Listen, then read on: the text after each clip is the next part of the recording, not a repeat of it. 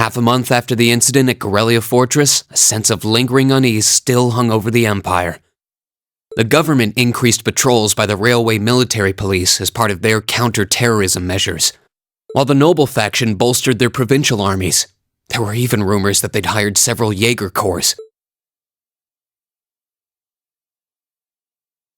At the center of everything was the Imperial Liberation Front. They had allied with a terrorist group from the Republic of Calvert to attack the trade conference in Crossbell, and as we'd seen firsthand, had attacked Corellia Fortress in an attempt to fire the 2 railway guns stationed there. They'd made it abundantly clear that they were no mere insurgents. These were dangerous people we were dealing with.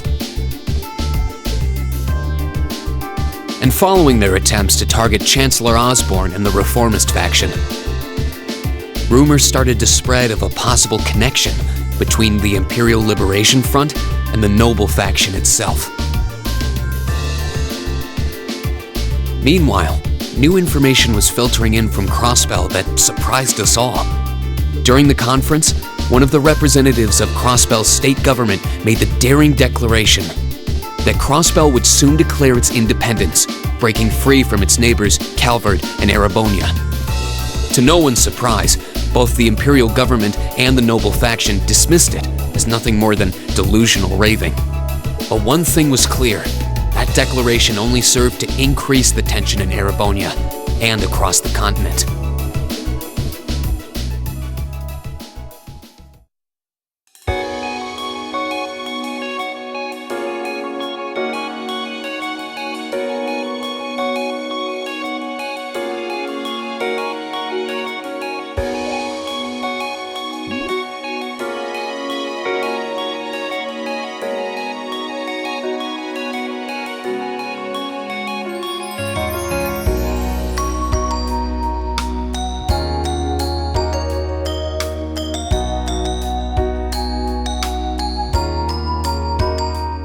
On a cool, clear autumn day, the Academy's prestigious board of directors gathered for their first meeting of the year.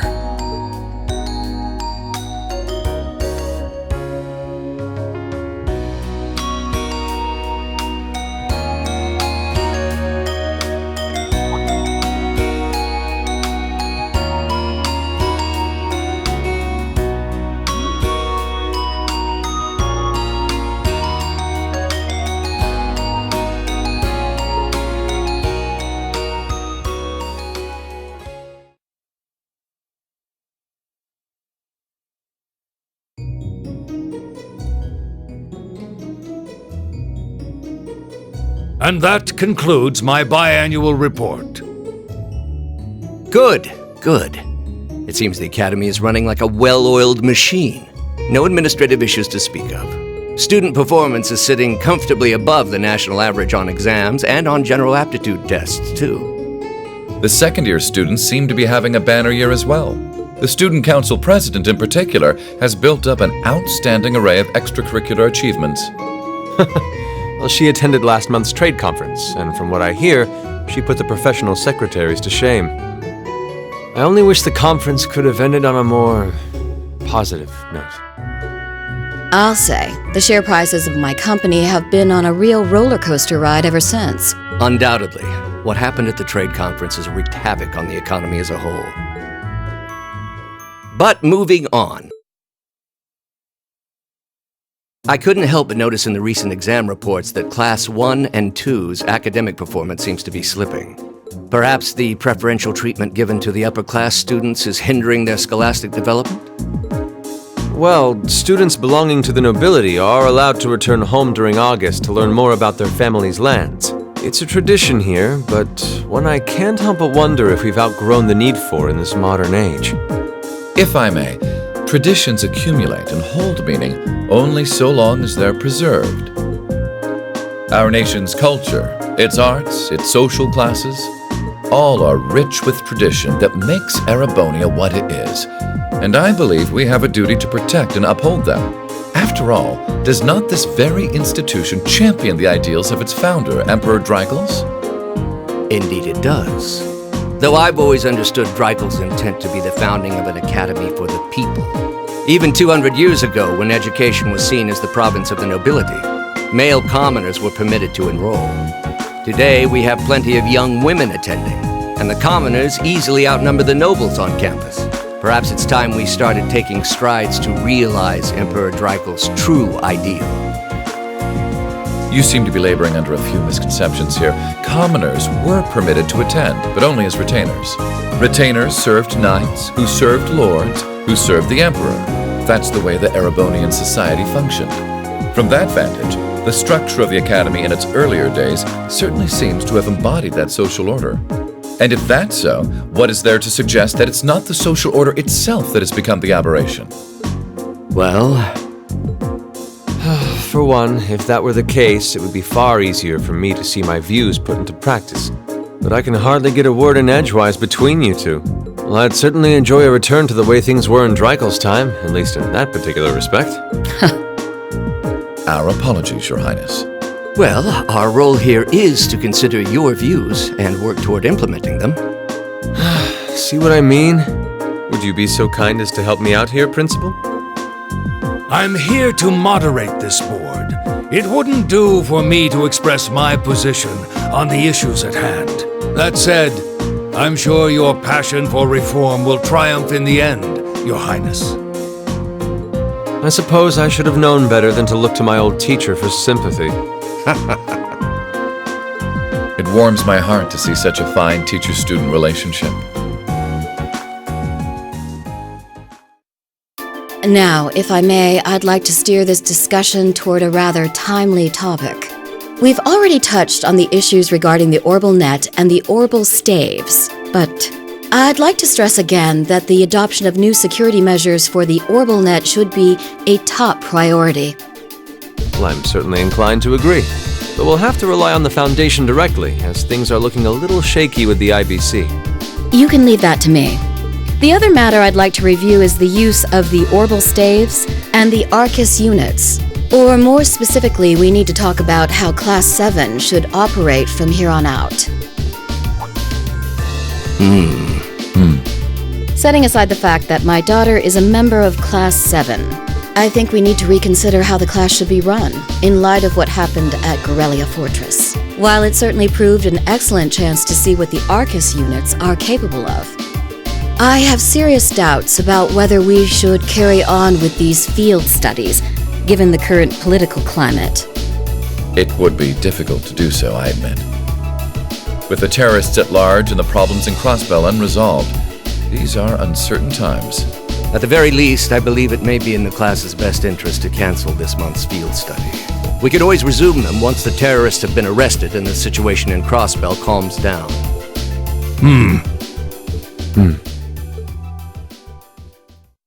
Arise, O youth, and become the foundation of the world.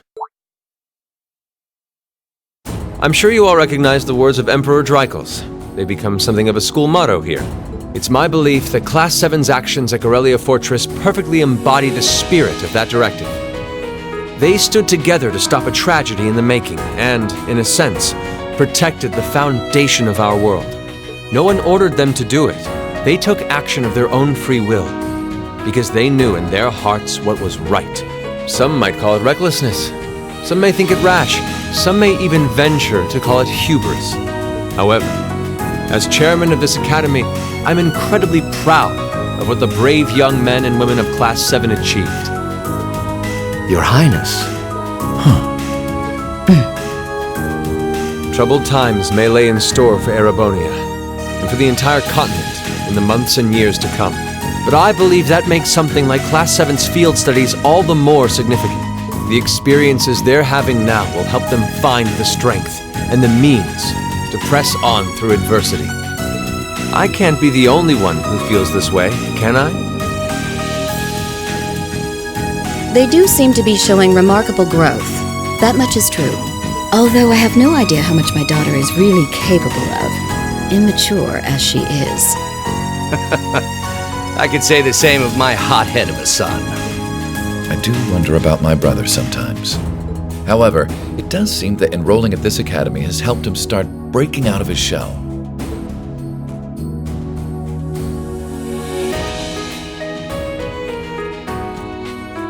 With the Academy Festival coming next month, we hadn't even planned a field study. So the issue at hand is just whether to hold a field study at the end of this month or not. I'd like to ask those in favor of going ahead with this month's field study to please raise their hands.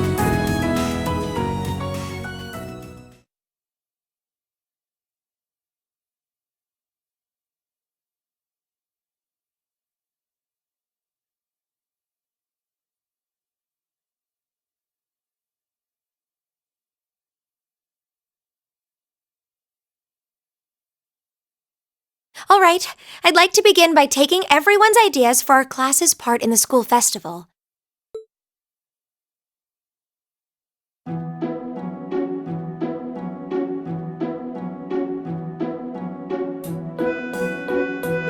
The festival will run for 2 days next month, the 23rd and the 24th.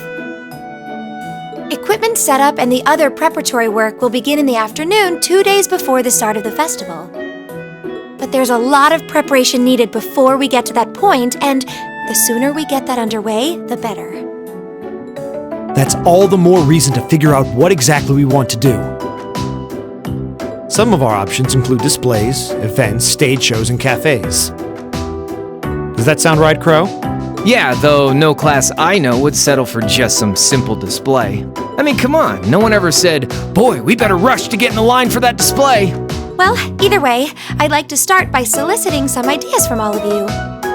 We're just brainstorming right now, so feel free to say whatever comes to mind.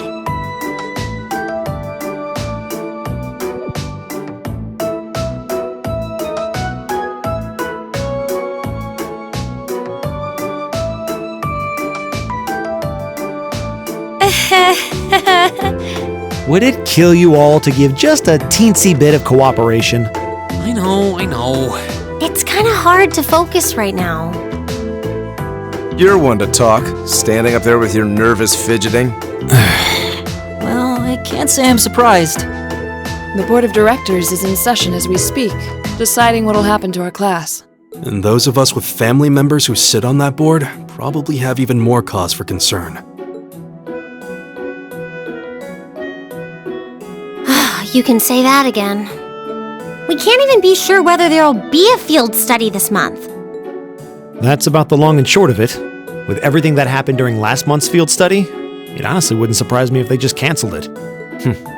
I can't say I have any particular feelings of attachment to our field studies, but I refuse to accept needless changes to our curriculum, especially with my brother involved in the decision-making process. Yeah, I can see what you mean.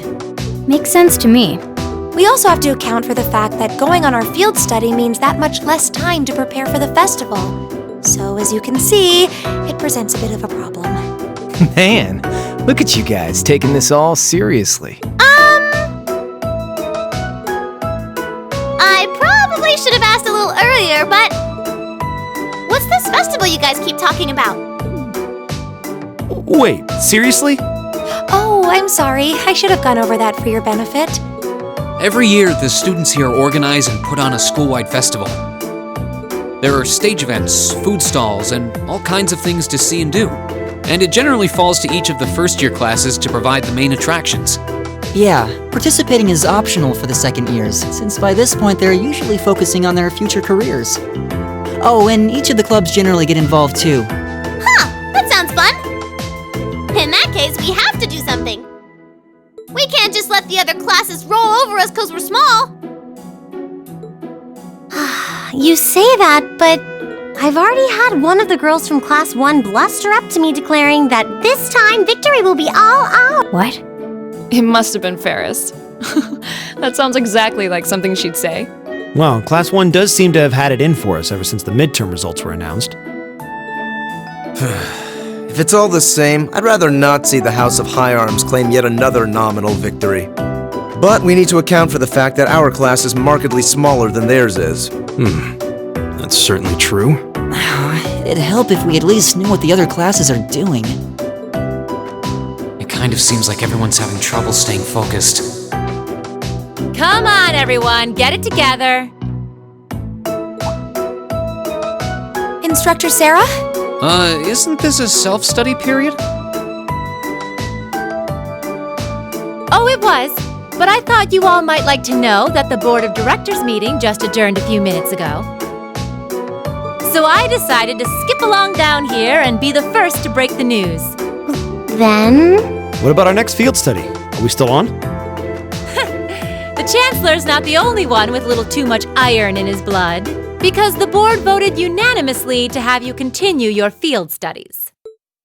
You mean it? So that's how it is. You know, even though they're always hard work, I actually feel a little relieved. Considering all that happened last month, we'll need to be especially careful this time around. Still, it feels like our field studies are a big part of who we are as a class. Yeah. They're kind of a pain, but oh well. We should be grateful to His Highness and the directors. That's good news. Seeing the hard road and the easy road, then picking the hard one anyway. It also sounded like His Highness and the directors will be taking off in pretty short order. So I'll let you guys out of study hall early to go see them if you want. Oh, If you say so. I think I'll take you up on that.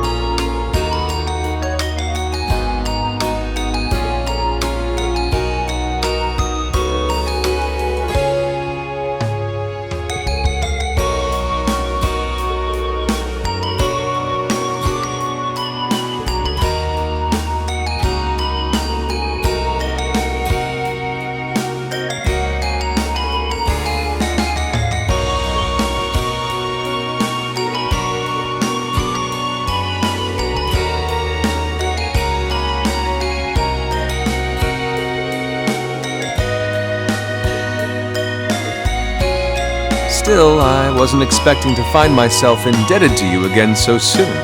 Without your intervention, the Chancellor and I would have met our maker in Crossbow. Don't mention it. We're just relieved you're all okay, Your Highness. Indeed. I'm glad you were able to focus on making a positive contribution at the conference. I wish I could tell you that's exactly what I did. I could scarcely find a place to chime in once the Chancellor and the Republic's President got going. Though the Mayor of Crossbell managed to dumbfound even them. I presume you're referring to his proposal for Crossbell's independence? Hard to believe it could actually happen. Well, as long as both Erebonia and Calvard refuse to accept it, the likelihood of it actually happening is incredibly low. Still, they're planning to hold a referendum on the issue to see if the population is in favor of it. So there'll be plenty more chances for disputes to break out over the issue. Well, neither of them want to lose all that sweet tax revenue from Crossbell. Half of it flows into the provinces too, so like, fat chance the noble faction's gonna take that line down. Milliam. I swear, this kid has all the delicacy of a rock to the face. So you're Milliam, are you? Your name seems to have come up with increasing frequency lately. I was hoping for a chance to see the famous Eric Getlam in action, though.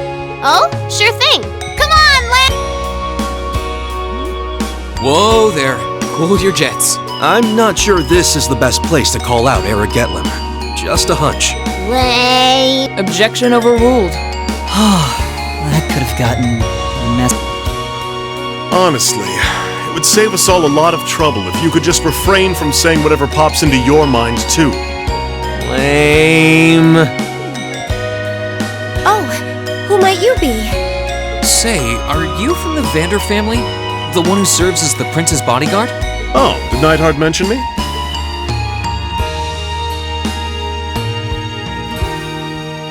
I'm Mueller Vander of the 7th Armored Division.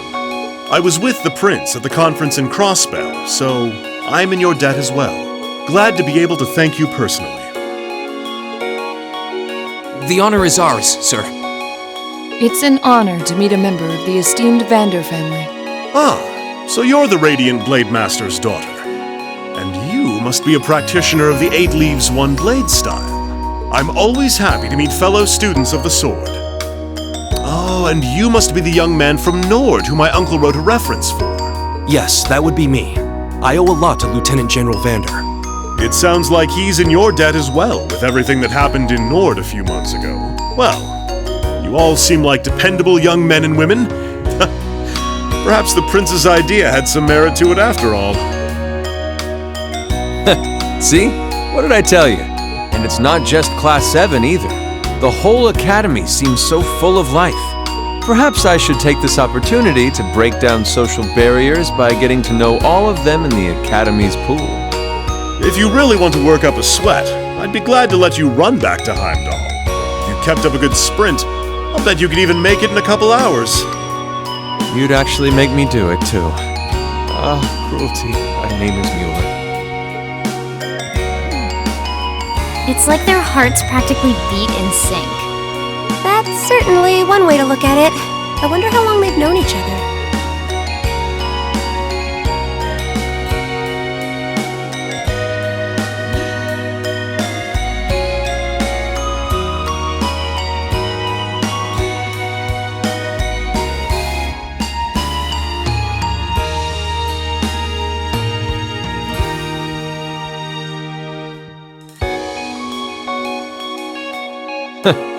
Well then, I bid you all a fond farewell. I hope we have the chance to meet again soon.